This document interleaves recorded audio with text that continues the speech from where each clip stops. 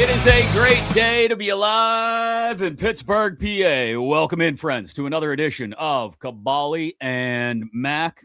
Good afternoon, I should say, rather than good morning. Friends, Yinzers, countrymen, we appreciate each and every single one of yins. Make sure you're following on social media at Kaboly+Mack, X, Instagram, Facebook, TikTok, and, of course, make sure you're subscribed on YouTube as well.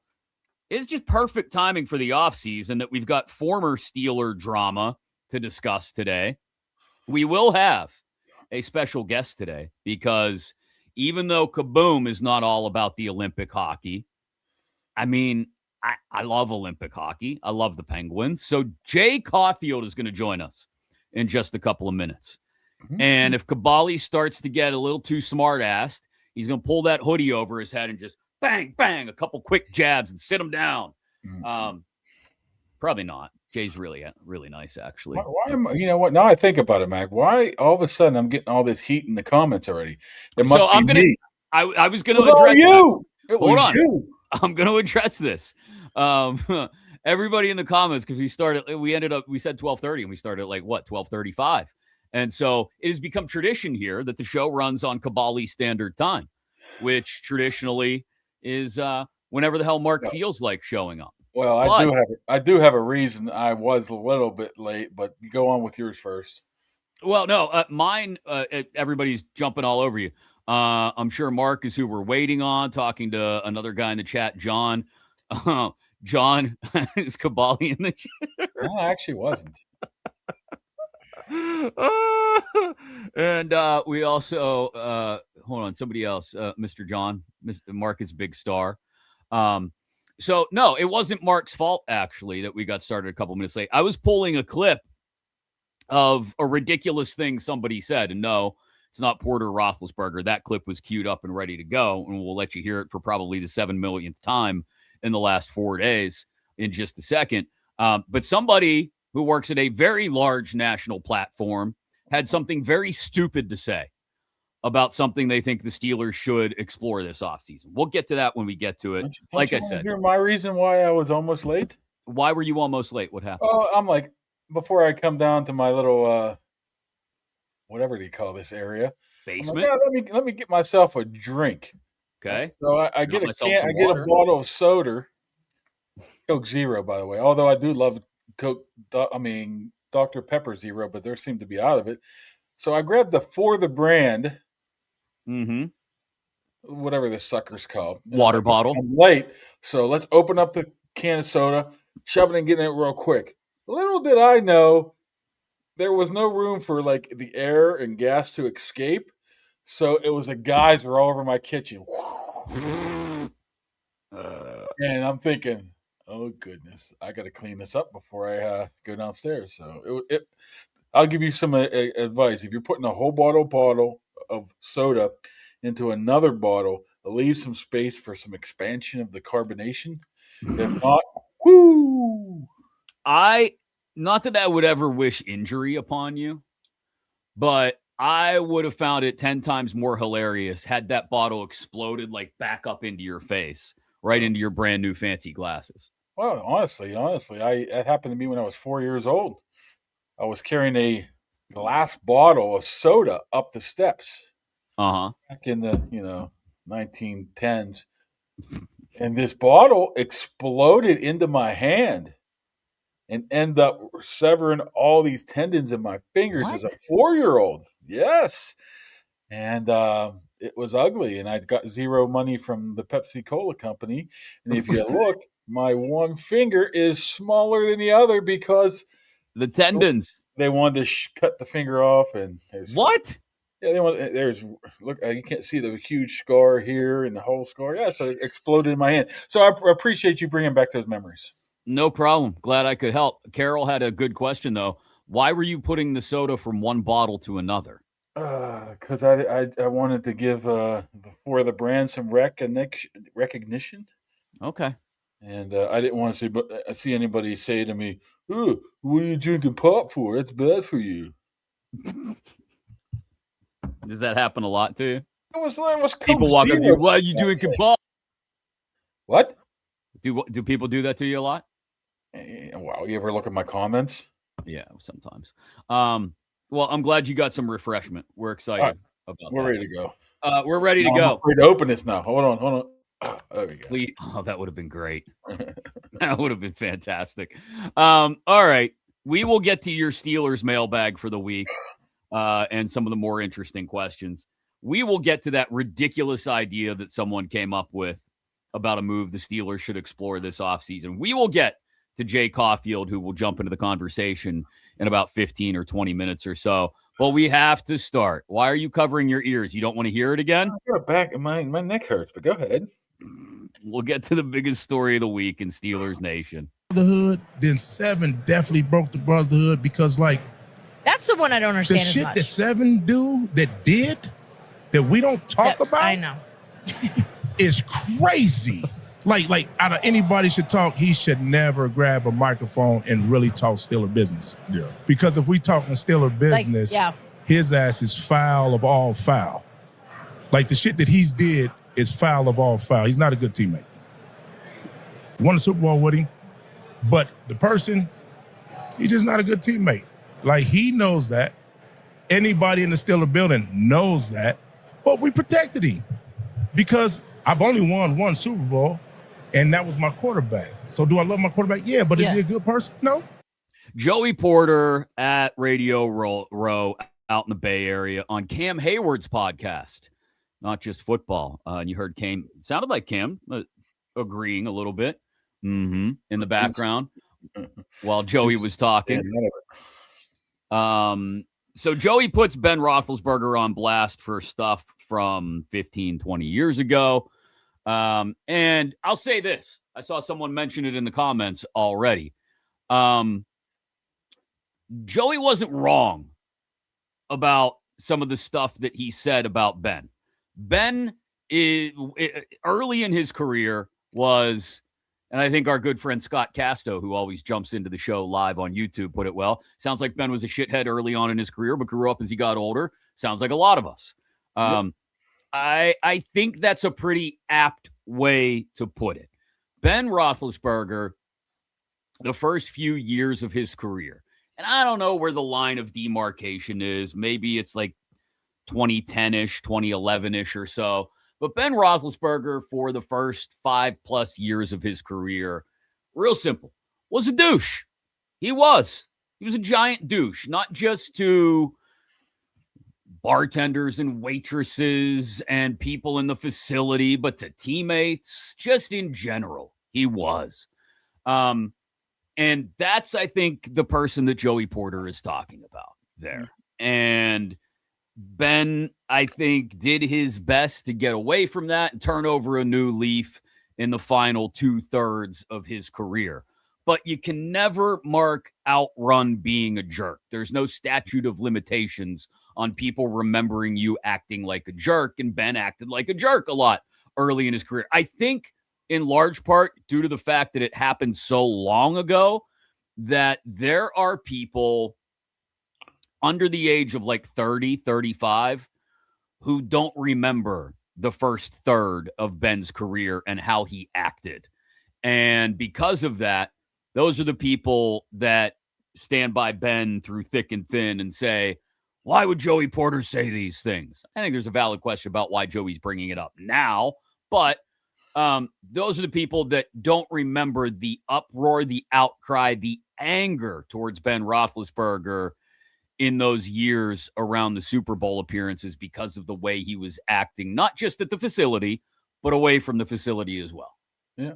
But another thing is Joey was their linebacker coach for 4 years near the end of his career too. So True. You have to take that into effect when he's talking right there, what he's talking about.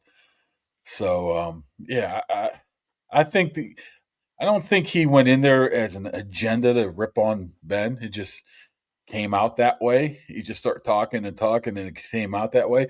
I'm sure if he had to do it all again, he would be thinking, I've had some weird things happen to me in my life, and maybe I wasn't the best of people outside of that building or even inside of that building, so maybe I shouldn't say something.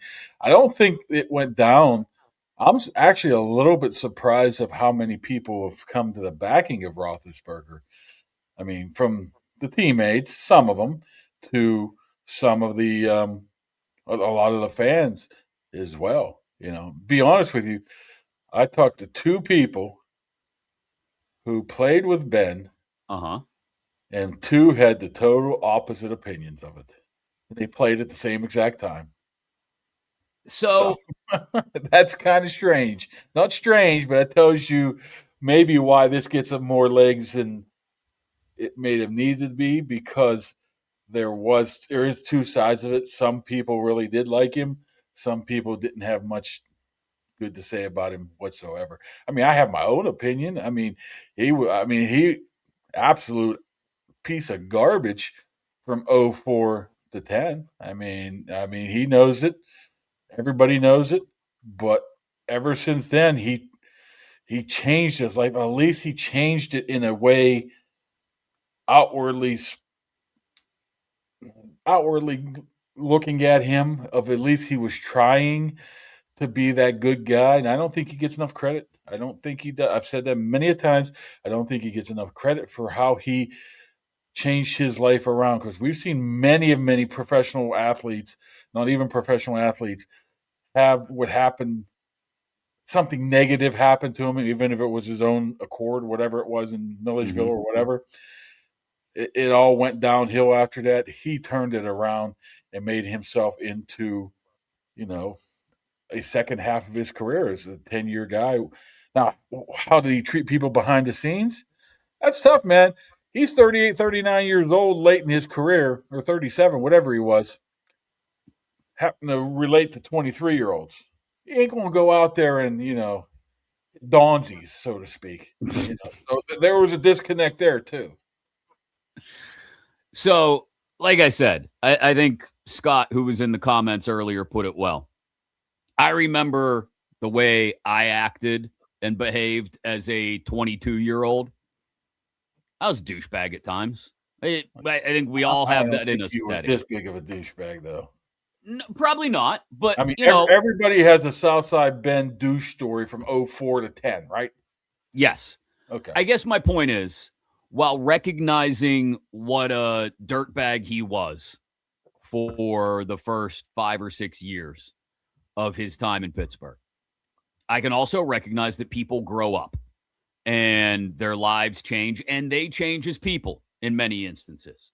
That's not to excuse the way Ben Roethlisberger acted for the first 5 or 6 years of his career.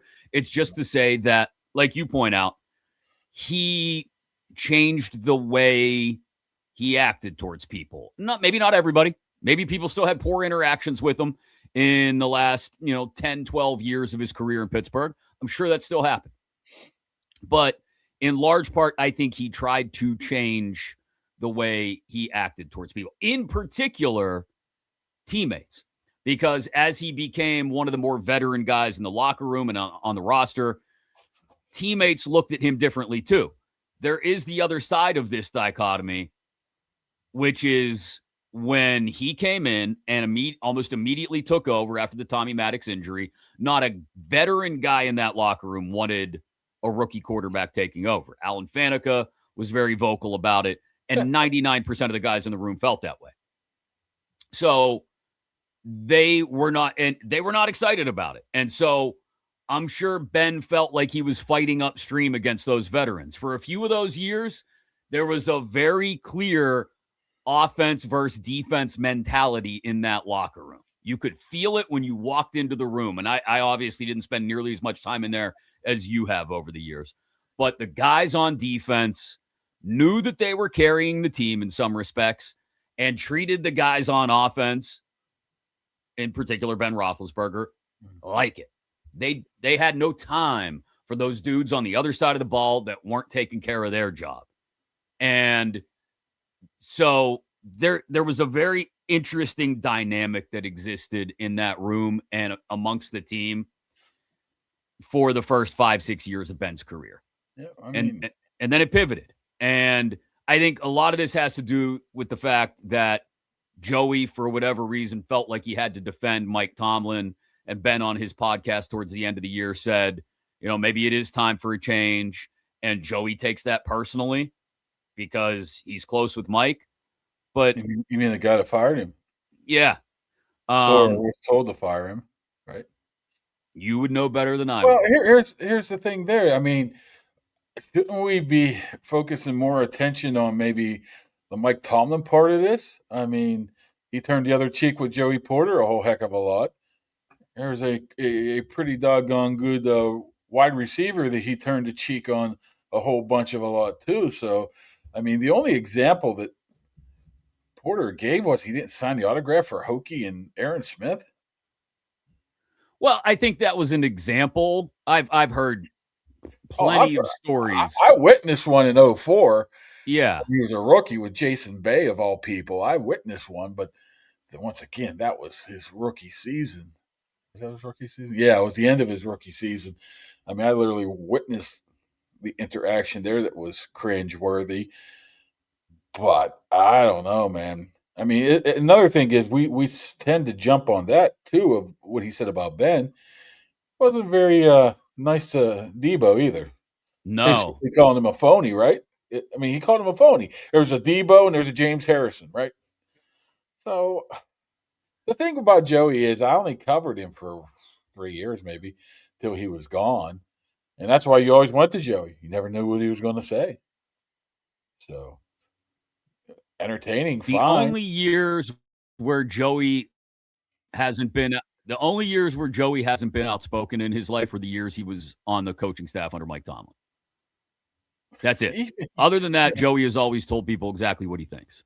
I remember asking him one time about TJ Watt obviously I think it was his first year or two, about him dropping into coverage and how good he is. And he basically told me, no, he's not.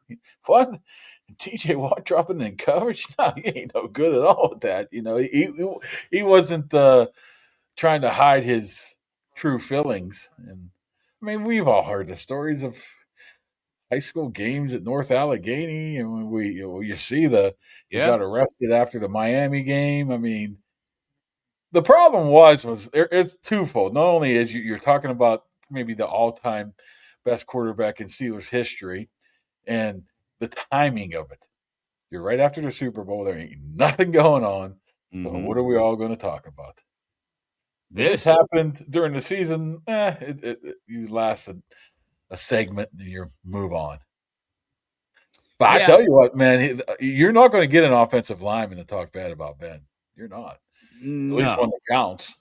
No, because especially later in his career, those were his friends on the team. Those were the guys he hung out with, were his offensive linemen. It's why Marquise Pouncey, I saw, posted something yesterday. You knew he was coming in hot. Yeah. It was just a matter of time.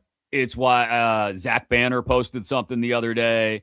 I have not been able, I'll be honest, to keep track of everything everybody has said about this, all the former teammates. I didn't even see what Mason said. He just said, keep it real or something like that. But we know on Mason. We know Mason don't get along with him. And in that point, rightfully so, right?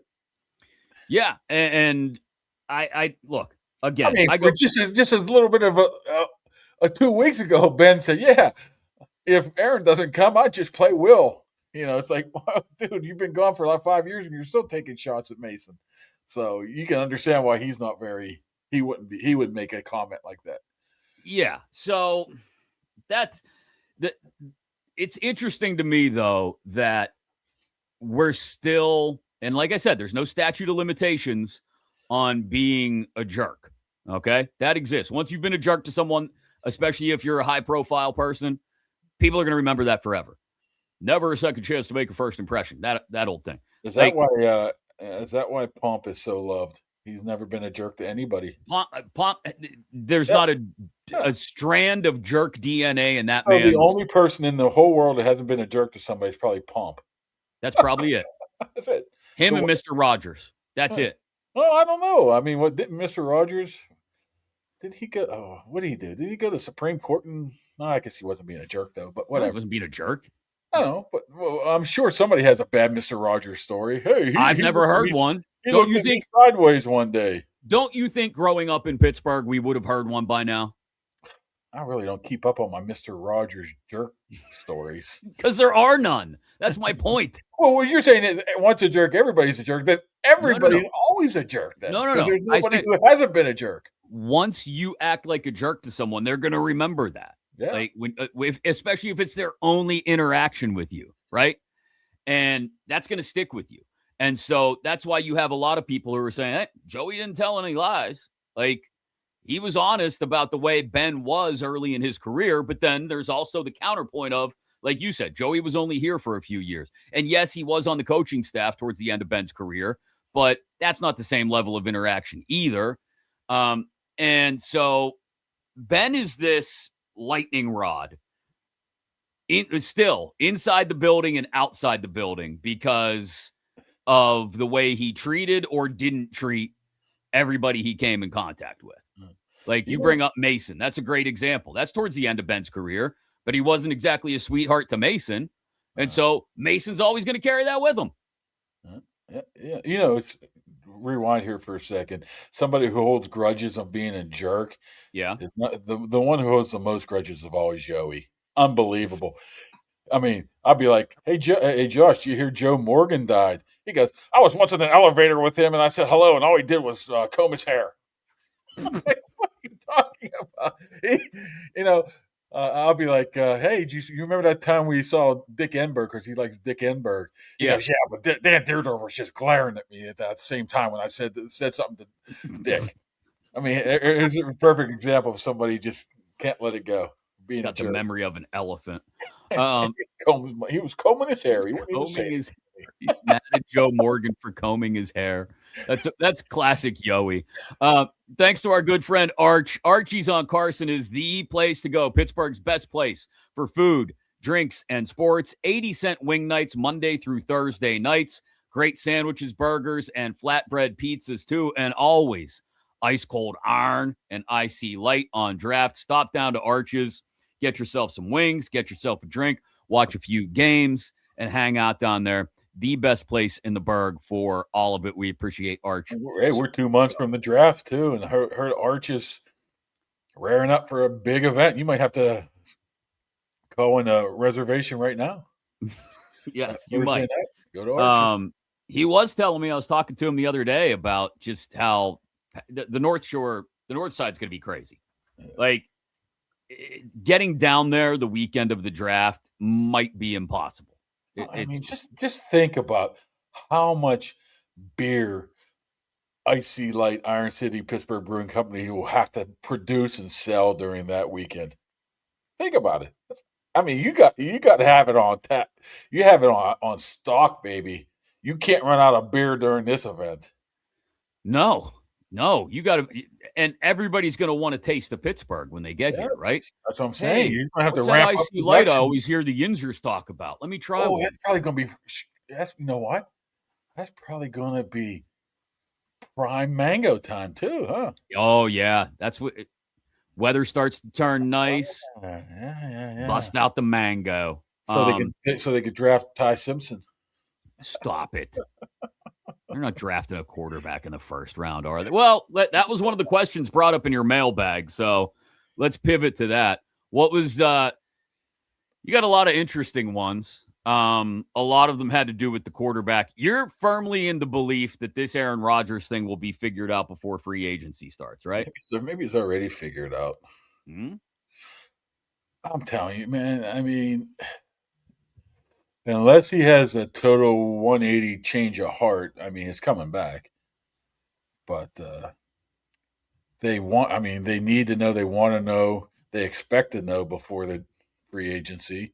I'm sure they got a good inkling right now, but you just can't move forward without a firm yes. And, so do you think they'll hold him to that? Like, let's say Omar calls up, free agency starts on the 9th, right? Mm-hmm. Let's say Omar calls up Aaron the weekend before, like calls him up on Friday, March 6th, which would be 3 weeks from today. And says, listen, Aaron, hope you're feeling good. Hope you got a chance to get away and decompress and all that. What do you think? You coming back? You don't think Aaron knows? Don't you think Aaron knows the timeline already? But would it be all that wild if Aaron Rodgers was like, I don't know. Can I get back to you in 2 more weeks? Like, if Rodgers decided to put them off just a little bit longer, how do you think they would react to that? I don't think they would. They're going to have to get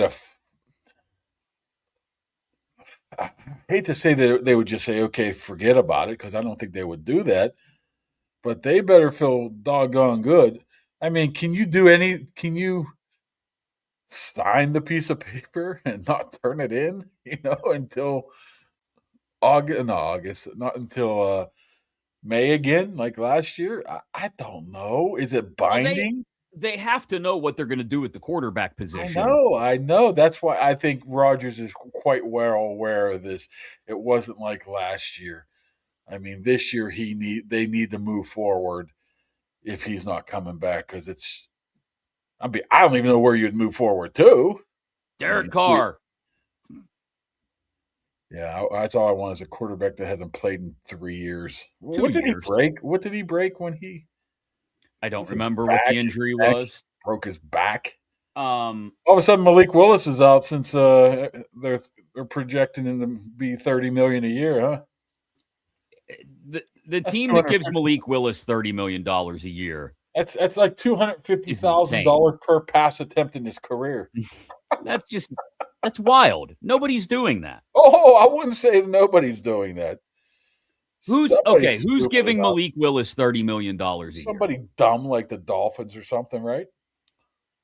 Come on, really? Somebody will give him money. It's cool.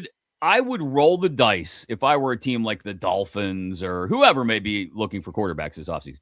I would roll the dice on Kyler Murray or Derek Carr or almost anybody before I'd pay Malik Willis $30 million. You see that guy who won the Super Bowl? We were saying he was getting paid crazy money last year too. Yeah, and did you see the defense that was lined up on the other side of the ball from that guy? But you don't think Sam Darnold's 2025 put Malik Willis's potential earnings up 20% or whatever it might be? I think he's benefited from that a lot. He will benefit from that a lot. Yeah, but $30 million is. We'll talk about Malik Willis too. You're not going to get me to sit here and go to bat for that guy, because I don't think he's the answer. He's Justin Fields 2.0. Yeah, I don't see it Justin either. Fields waiting to happen. So that would be Derek Carr is. Here's my thing: if Rodgers does decide that he doesn't want to come back, what is the pivot then? Mason Rudolph. You think they'll go solidly in that direction? I think that's your best bet right now. If that's the case, then you don't really need to give Rodgers a timeline, do you? See, giving Rodgers a timeline and saying we need to know before free agency starts tells me that if Rodgers doesn't decide to come back and they know that before free agency starts, they're obviously going to be in the market for another quarterback. I guess that's a different way of looking at it. I mean, all that would bring a quarterback into the draft into play. I think if Rodgers comes back, the quarterback is not in play in the draft. I don't expect, certainly not in the early rounds, I don't think. Now, like would you be willing to say, okay, Aaron, you got unlimited timeline. We're going to go Mason again with Will, and if you don't come back, we're going to do Jacoby Brissett. You think, Tyrod Taylor just for an arm. That's probably where they would go. We'll bring back Skylar Thompson. Come on, Mr. August. Oh, you wanted him to start last year. No, I didn't. So I was not one of those. I love that. Everybody wanted to cut Mason and start Skylar Thompson. Then nobody will admit it right now that that's what they wanted. Well, no. Why would people admit to that? I'm like, what's Skylar effing Thompson? Yeah, that's not the answer either. I still think they know. They'll find out. I mean, if he doesn't know by March, whatever, he's never going to know. Then you have to ask yourself, is he worth waiting for? Well, no, you have to have some sort of plan. That's what I mean. Why they would give him a timeline is so that they go into free agency knowing what they need to do. They can't go into free agency saying, well, if Aaron decides to come back. I just think he's smart enough to realize this. Okay. I mean, he made him wait till almost June last year. I hear you. So I don't know if. Well, did he or did he? And I don't know if they'll hold his feet to the fire. If, like I said, he tells them the first week of March, I still don't know. Like, what are they going to say to him? Well, okay, goodbye, see ya, we're done with you. I know some fans would like them to do that, but they're not going to do that. They're not going to tell Aaron Rodgers, if he hasn't made up his mind by March 9th, that they're going to have to go in a different direction. If you decide you want to play, sorry, it can't be here. They're not going to do that. What are you distracted by? What are you doing? I've been talking for like 35 seconds now, and you're staring off towards your phone. What? What are you doing? You know what? I'll tell you what I'm distracted by right now. What? What's that? You talking to me? I said, what are This is what I'm distracted by. I freaking posted this online on my Twitter account, and it didn't go through somehow, so there's like 6 people watching. I was trying to figure out how to get it back. That's what happened. Oh, why is there like 6 people watching, and I already, put it out there? People. Right? What in the world's going on here with this goofy StreamYard? You're talking to the wrong guy. Look up my Twitter account. How many people are watching? Like 8. I blame that on you somehow. I hit the darn button. I'm afraid to hit anything right now because I'll just disappear. Then you'll start yelling at me. Well, if I think you can manage to click on Twitter. Here, we're going to try it here. Watch out. While holding a conversation. You can do 2 things at once. Can you not? You have to understand, man. I'm not very good at that. Yeah. No, it just doesn't want to work. Oh, well, whatever. More YouTube videos. It doesn't want to work. I don't know. It's not popping up on Twitter. What do you want me to do about it? Oh, no. I just want you to pay attention. That's all I'm asking. Yeah. Why are we? I don't want to talk to you. I want to talk to the people out there. And if nobody's seeing it, if it makes you feel any better, special guest Jay Caufield is having trouble with the system right now too. Like he's trying to log in and it's not doing what he wants it to do either. So maybe it is. Maybe it's a system issue. Yeah, you always blame me. Well, that's just the default mechanism is to blame you. So. See, stuff like this bothers me. It says you are live. Yeah. Let me put an extra exclamation point and see if that works. This is why it's always safest to just watch the show on YouTube, everybody. Yeah, true. No issues with the server, the X server farm or whatever's going on. Speaking of weird things, you ever like look around your house or your work area and you're like, how did this get there? Why is my kid's sock right on my freaking desk? Because I've learned that kids on any boy between the ages, it doesn't matter, younger than like 20, they just leave their clothes wherever they take them off. My son will leave. He will walk outside in socks, walk back inside, take wet socks off, and just leave them sitting on the entryway floor. It's disgusting. I don't know what it is. I think Jay may have figured things out, which makes him better than you. Oh, geez. I'm afraid now. He's figured out the technology. After all that fighting, look at this, our special guest from Offset with Larry and the Big Man. Of course, you know him from Penguins broadcasts on Sportsnet Pittsburgh as well. Jay Caufield is with us. Jay? Nice to see you. Nice to see you guys. Yes. How you doing? Partner, right? Doing Partner. good. I'm down in, I get a little break. I get away a little Olympic break. So I'm out of town. I didn't want to have the backdrop show you the ocean where you'd be really jealous with your 20-something degree temperatures in Pittsburgh. So I got some bad backdrop. I'm just sitting here. And yeah, I was having problems, though, to be honest, Rick. I was having problems with the mic. That's what I was having problems with. Wait, Mac, you ask him to come on when he's on vacation? Anything for you guys, it's not a problem. See, this is why Jay's a phenomenal human being, because I didn't realize he was on vacation. I knew it was Olympic break, obviously. I didn't know he was on vacation, but this is why he's a phenomenal human being. You would never do that for somebody, Mark. Probably not.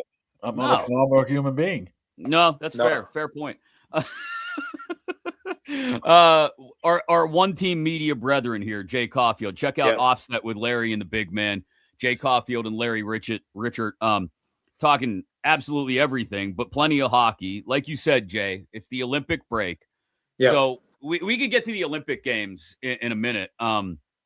Just the Pens, who have been, I don't know, really streaky team this year. There's been a lot of good streaks in there. Yep.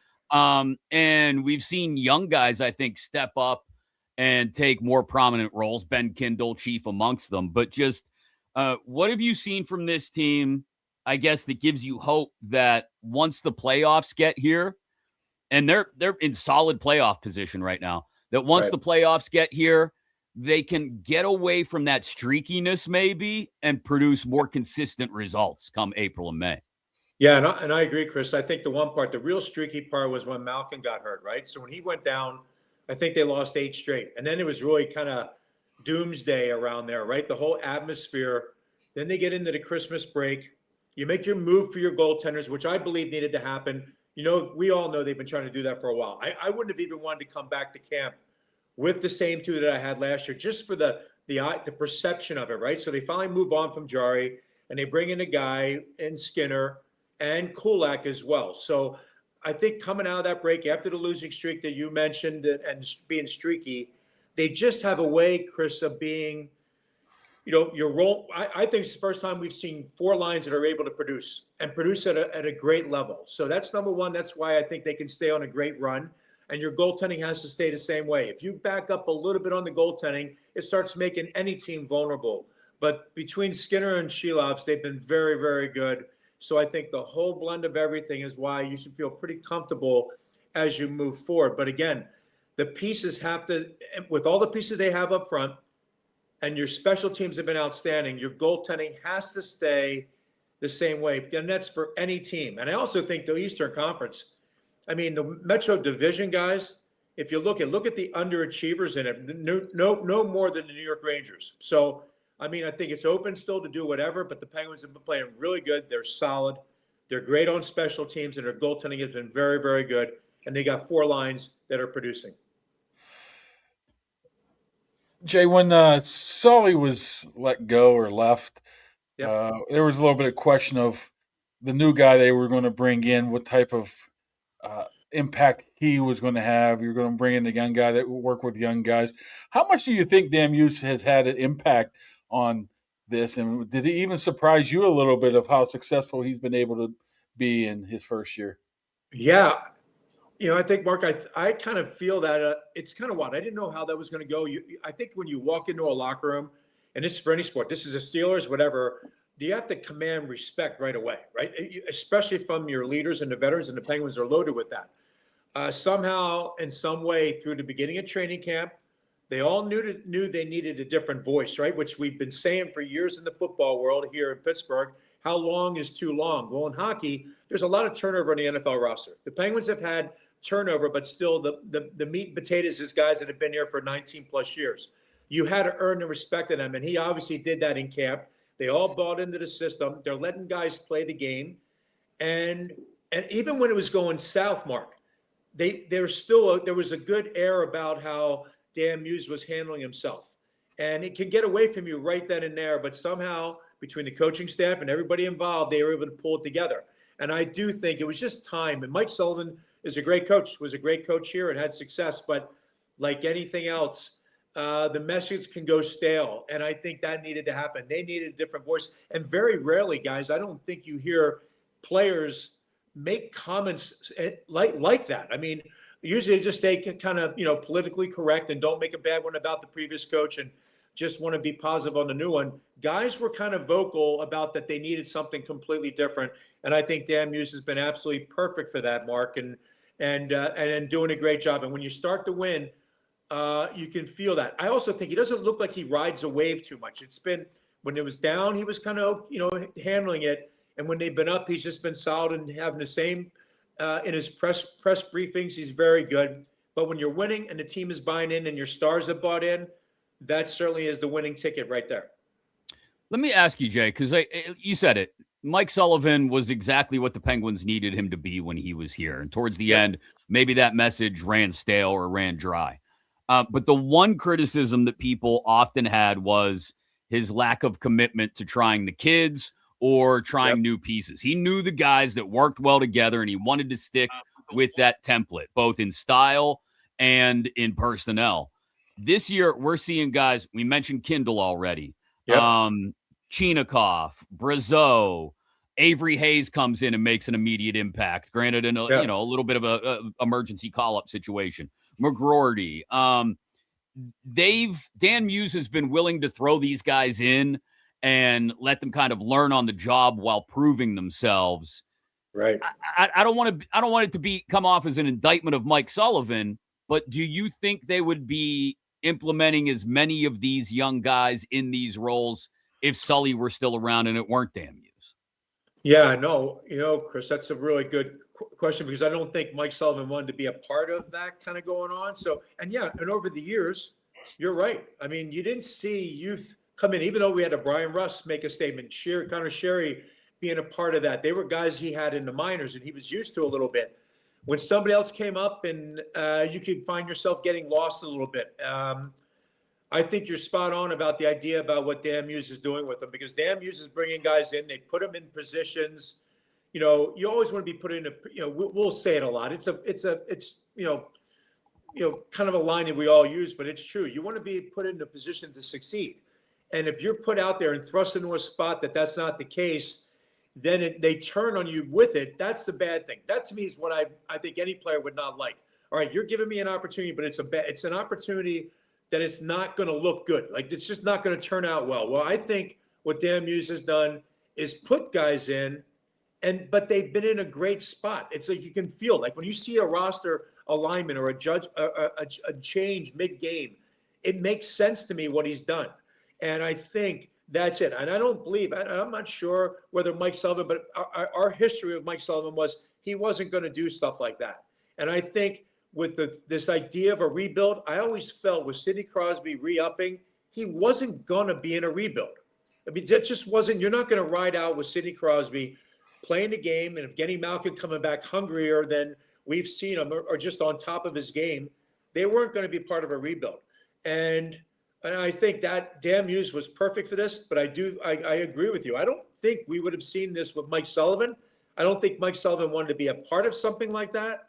But Dan Muse ended up being the guy that's able to do it. And he is playing these young guys, and they're paying dividends for him in a big, big way. I'm not sure Kindle would have been used. I don't think Kindle would have been used the way we're seeing it being handed out right now. He's been in every situation, and he's proving his value, and it's been very good. And by the way, guys, and you mentioned it too, Chris, the Chinikov, the deal that some of the moves that Kyle Dubas has made have been outstanding. I think the Chinikov one, it's more recent, but I think that move is unbelievable. And I've said this before, and Mark, I mean, you notice, I've always felt it's really odd when you make a trade inside your division, let alone your conference, but inside the division. They moved a 24-year-old first-round pick that didn't get along with the coach. You move this player, and then you fire the coach. I didn't get that out of Columbus, but certainly the Penguins are reaping the rewards, if you will, because of it. And I think it certainly has solidified the four lines with youth involved in it, guys. And I think it's been a perfect fit. So Dan Muse is perfect for that. I don't believe Mike Sullivan would have wanted to be a part of it. And I think he needed to move on as much as the players needed to maybe move on from him. Jay, we're at the Olympic break, couple weeks off. How interested are you to see how they respond to a couple weeks off, especially after they head into the break? Pretty hot team. Can it go either way, or how do you feel this team will handle having such a large amount of time off? Yeah, I'm on Mark. That's right. I was like, maybe with 3 games before the end of their first half run, if you will, I didn't really want to see the break for this team. Then you saw the last couple games outside of the win at the very end, and then you thought, well, maybe it might be good because maybe Malkin's a little banged up and guys are banged up and they need a break. I think this length of time is really long. And but the players that like Sidney Crosby would never stand for it. It's almost like, hey, he's got to be moving all the time. And I also know this: you take months to get yourself into great shape, and it takes you 3 or 4 days to be out of shape. And again, when you guys go on the road, but they'll do their best and keep it going. They have 7 days before their first game. I do think with the excitement around the team, Mark, I think they're going to come back, and we're going to see them get right back and try and get into that same kind of game frame.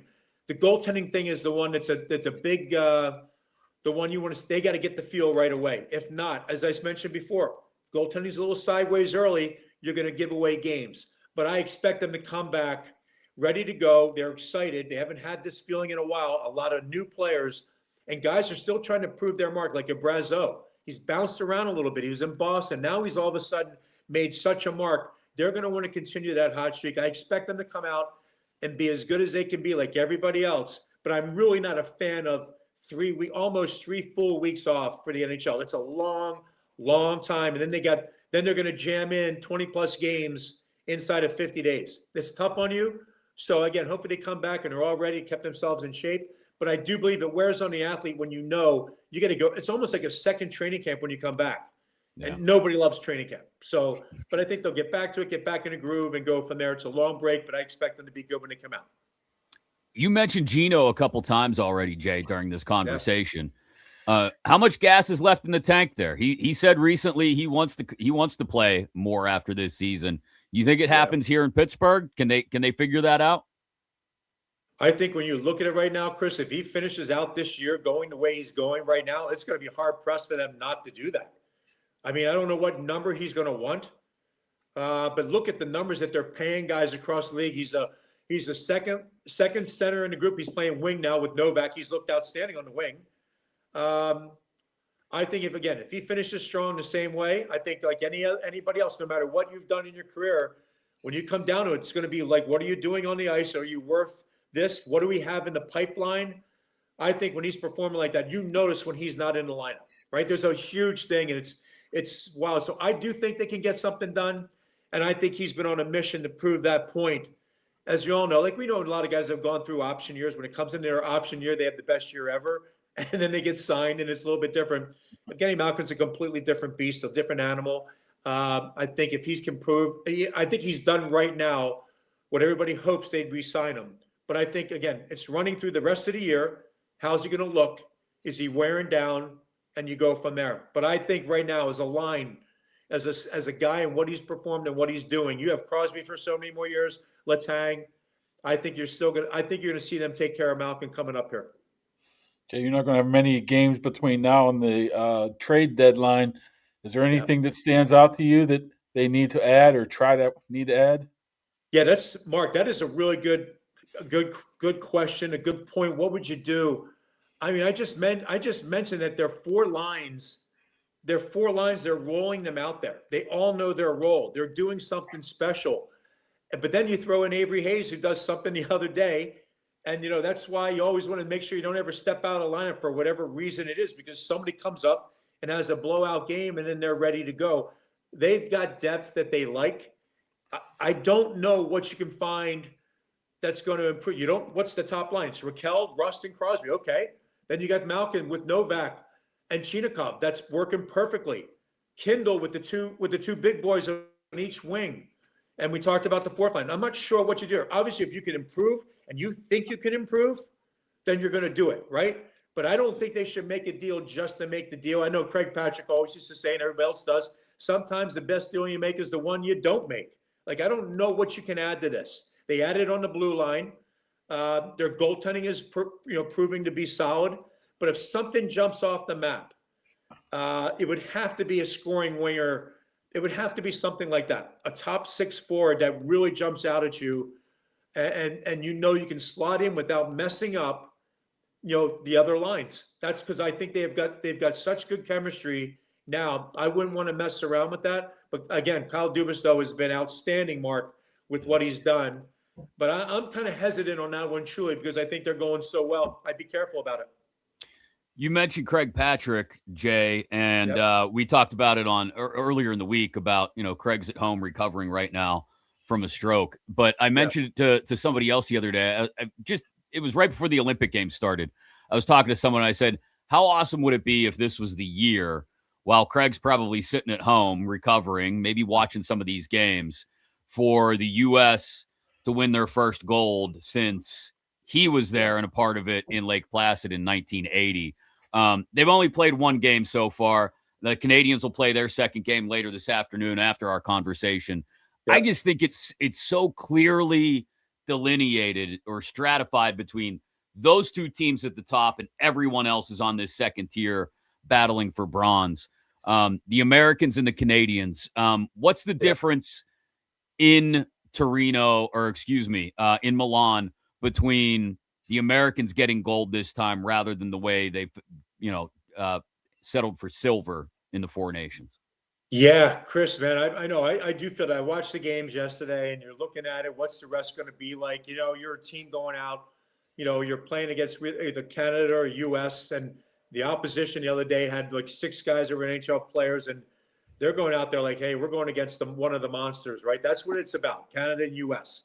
The separation this time around, I think, is always – I'm going to look at the goaltending, right? So Binnington had a great first game.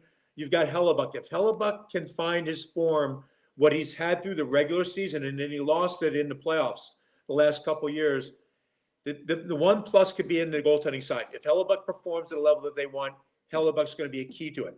Also, you've got that Quinn Hughes back in the lineup that didn't play in the Four Nations, and you've got also defenseman in Boston who's back, McAvoy. So he was out. He got hurt last year in Four Nations. So just those additions, being on the blue line, along with Werenski, which I think is one of the best ones to play the game right now, truly.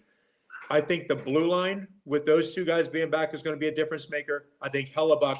And then it's going to be a flip of the coin up front. I mean, I really do. I almost wish, I heard somebody say it the other day too, I almost wish we'd let U.S. and Canada have a little series to play whoever comes out of the rest of the teams. Because it's kind of well, you're trying to get there, but hey, look, it's going to be great when we get towards the end, but I do think I'm going to lean on Hellebuck, guys. I think the goaltending can be a separator, just like I talked about the Penguins. You get good, the best goaltender is going to help you win.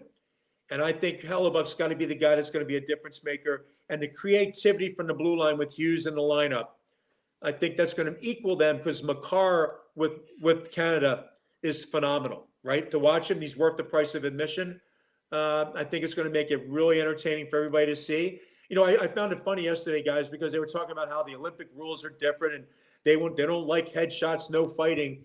And I watched Austin Matthews take an elbow to the head within the first 10 minutes of the game. I'm like, well, where's all this big difference? And they didn't even take a look at it. So if they want to open games up and let guys play that way, the game's going to get that way. But to me, I'm looking at U.S. and I'm looking at them taking it with their goaltending and the guys coming back on the blue line. Jay, what did you make of that game yesterday when 2 disallowed goals real quick back-to-back from one another, and how the team was – I guess they took a little bit of time to get their bearings together, but how they rebounded after something like that happened. Yeah, Mark, I think you guys have been around so many teams and watched these teams and guys that recover from bad breaks that go against you. For some reason, in a game of hockey, having something disallowed and can change it. I think they just know they're that good. I just feel like, okay, we've had 2 taken away from us. We're that good of a team, and especially what we're going against Jesse and Lafayette, we'll be fine. But it's disappointment when it's taken off the board. You didn't put yourself shorthanded in that situation. It was taken away from you. I just think that, Mark, I think Canada and U.S., they have that air about them. They know they're the elite. And but I'll tell you what, it would have been different if, let's say that happened in the third period, and it's a 1-1 game in the third period. That's a little bit of a different story. But at 1-0 early and they got taken away, no problem, because I do believe they have that cockiness about them. You can see it. And it starts with the Tkachuk brothers and everything from there. So I think they were able to recover just from that. But it's a really good point, because so many times you do get beat down from little mistakes or little things that go against you, but no problem yesterday at all. Jay, we're going to let you run and enjoy the sunshine and the warmth, my friend. We appreciate you taking some time today, though. Hey, we got sunshine here. Mark and Chris, thanks for having me on. I'm so glad that we're part of that one team media team with you guys. And Larry's great to work with. We really enjoy it. And certainly continued success with you, man. All right. Thank you, Jay. We appreciate it, man. We'll see you after the break. Okay. You take care. Bye-bye. You too. Jay Caufield, Offset with Larry and Jay. Check it out on YouTube and all your social media. Larry Richert and Jay Caufield. Great stuff from Jay. We appreciate him taking the time. That's another person who I don't think Larry Richert, who does his show with Jay. I don't think Larry's ever been a jerk to anybody. He's up there with Mr. Rogers. I'm sure he has. Speaking about being a jerk, how about a guy asking somebody to come on a podcast during his vacation? There's a jerk move. I didn't know he was. I texted him. He never mentioned it. Because Jay's a nice guy. Jesus. Not like you. I text you at 8 a.m. Hey, you ready to go at 11 o'clock? I guess. I said, boy, you're up early. Yeah, I had things going on. Hey, let's really talk about something here. About my hockey knowledge. I know. How about that stuff, brother? You pay attention. You know. You're smarter than you look. I know. I was going to ask a goalie question, but I didn't know how to pronounce his name. Sheetoff. So I just stayed away from it. I'm thinking, how do you pronounce this guy's name now? Hey, this Arthur Silofs. What do you think of him, Jay? I know he's Latvian. Is he any good? Boy, that Latvia team sucks. That whole pool sucks. Well, no. Germany is one to keep an eye out for. They got Leon Draisaitl. But no, it's U.S. and Canada bound for the gold medal games. That's the only way this happens. The age-old question, would you rather the United States win or Crosby win it for them? No, I want the United States to I win. know a lot of people would be like, well, at least Crosby won it for him. No, kiss my ass. Crosby's no. the enemy right now. He's the enemy. He's not the enemy. I have very clearly stated when they're not playing the Americans, I want to see Sid do well. Absolutely. So you were happy for the old golden goal or whatever the hell you call it? No, that was against the Americans, Mark. I wasn't happy about it. Some people are like, well, at least Crosby didn't know. Well, no, look, I'll also say this. Like, if they had to lose to Canada in that way, the golden goal in Vancouver, that was like 16 years ago now. If they had to lose in that way, the only person who I wouldn't get pissed about scoring the goal was Sidney Crosby. Like, it still sucked. America lost on a golden goal to Canada, but at least it was Sid. Like, I want to see Sid do well, but not at the expense of the Americans. Sorry. One thing about Jay is he might be the only person in the history of time that made the crossover of being a person that was born in Philadelphia and Pittsburgh. We accept him. That's a good. Rick Tockett's not from Philadelphia originally. He might be. I mean, how many can you name native Philadelphians that Pittsburgh people like? That's a good question. Eric Tangradi? Yeah, I don't think so. Native Philadelphians. Yeah, it's a short list, man. It's a real short list. All right. Kobe Bryant. No. Everybody loves Kobe Bryant. I mean, Kobe's fine, but like, he's not accepted as a Pittsburgher like Jay has been. Like, that's what I'm saying. Accepted as a Pittsburgher. There's few. I can't think of him. Ben Franklin. There you go. Ben Franklin is not a yinzer. All right. I had other stuff to talk about, but let's be honest. We had Jay on for a while, and we rambled a bit about your mailbag. So we could talk about the coaching staff's in place. So does this tight end coach mean anything before we wrap up? Oh, that's why I don't know if he was choice number one, but I can't say that for fact. I haven't really dove into it, but the reason why they waited was because he come from New England. And obviously, Sean Kugler was a hell of a human being, offensive line coach for the Steelers maybe a decade ago, before going to, I believe, UTEP. His kids went to North Allegheny, which was Rob, who was a ball boy during training camp one year up there with also his other younger brother. So an up-and-comer. What I found unique is they have 4 guys that have offensive line coaching experience with a 5th guy who, old man, is maybe the best offensive line coach in the history of the league, and Scarnecchia. I mean, you got Kugler, who is tight end coach, was assistant offensive line coach. Jahar Evans, of course. Yeah. You got Campen, of course, and you got their running back coach, Chinyo, whatever his name is. Good. I haven't really phonetically spelled that one yet. Looked that one up yet. Was offensive line assistant in Dallas. So you got 4 or 5 guys. It's Chin Young, isn't it? That's unusual, man. It's Chin Young, isn't it? Ramon Chin Young. Well, you got 4 guys who have direct experience of coaching offensive line, and you also have 1, 2 or 3 guys that have coached tight ends. Okay, you got a couple guys that have coached quarterbacks. You really like this coaching. You really like this coaching staff, don't you? It's like this guy. They're just not one dimensional. A lot of them. Some of them are, yes, but it's a lot of fitting in a little bit. And I think it's definitely different. You really like this coaching staff. Well, I like to see how it plays out. You can see the mindset, what he was trying to do. You're already planning stories of profiles on each and every one of these guys, I can tell. For training camp. Who else? For OTAs and training camp. Well, I mean, Pecco's just a defensive line coach. McCurley was only a linebacker coach. But Simmons was passing game coordinator, defensive back, potential defensive coordinator. Right. Patrick Graham was all over the place. We know what McCarthy can do, a little bit of everything. It doesn't really translate into success, but I can see what they're thinking. Okay. You don't like it? No, I just like when you put effort into the offensive line, because that's where you're going to win some games. Yeah, I don't dislike the coaching staff. My jury is out. I have no opinion. Yeah, nor should you. I mean, I'll wait to see how things go. Yeah. But yeah, we did have a clip that. Oh, you gotta just play it, just to play it, then we can go. I don't want to play it and then not have time to react to it.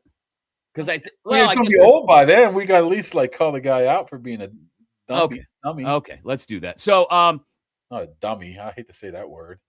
Wow. Ill-informed. It's a dummy take. How about that? Can we call it that? Is that fair? It's not like he's going to watch it. So who the hell cares? That's very true too. So there is what's the name of this podcast, by the way? I want to make sure I have it right. No Idea Podcast. The I Have No Idea podcast. Anyway, Greg Rosenthal, pardon me, and Bill Barnwell do a podcast, and they were talking about possible trade targets around the league this offseason. And Bill Barnwell brought up an idea. You say dumb stuff, I say dumb stuff. Yeah. You say need a Tanner McKee. And you knew someone who obsesses over edge rushing talent. Would you not call the Eagles and say, hey, look, Nick Herbig, Tanner McKee, 2 guys in rookie deals. You get a cost-controlled player for another year who had phenomenal pass rushing numbers. And we get our quarterback of the future, and we have Aaron Rodgers under center. Does that not seem like a scratch my back, I scratch your situation? No, it doesn't, Bill. It seems like idiocy. Tanner McKee. I didn't have to look up his stats. The future. What are we even? We know Herbig can play. I'll be honest. Anything about Tanner McKee? I think Bill Barnwell writes some really interesting stuff for ESPN sometimes. That was not one of them. That was like, where's the dartboard? My blindfold is on. I'm just going to throw it. Tanner McKee is not anybody's future starting quarterback. And you're sure as hell not trading Nick Herbig. Like, I understand. Herbig's due a contract extension this offseason, right? They've got to figure that out. I mean, they don't have to. They can have him play out the season next year. I mean, do you want to do that? No, I'm just saying they don't need to. It's not like he's not going to play for the Pittsburgh Steelers in 2026. But you understand, like, Herbig wants to play more. Obviously, every guy wants to play more, wants to impact the game more. And there's not a lot of snaps, or there's only so many to go around at edge rusher for the Pittsburgh Steelers when you're behind TJ Watt and Alex Highsmith. So I don't know. That makes zero sense. What was the response by his co-host?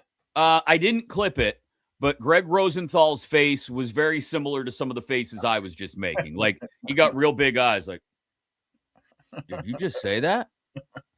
Because, look, I think everybody around the league knows how good Nick Herbig is, and that he'd be a starting outside linebacker on 31 other teams. That's not a bad trade, but let's just supplant somebody else other than Tanner McKee if you want a quarterback. I mean, somebody around the league that may be in their second year or third year that has potential, then okay, you're getting my attention. I'm not trading Nick Herbig for Tanner McKee. It's just dumb. Where'd he go to college at? I want to say Temple, but I think it's Aaron McKee. Basketball player. Tanner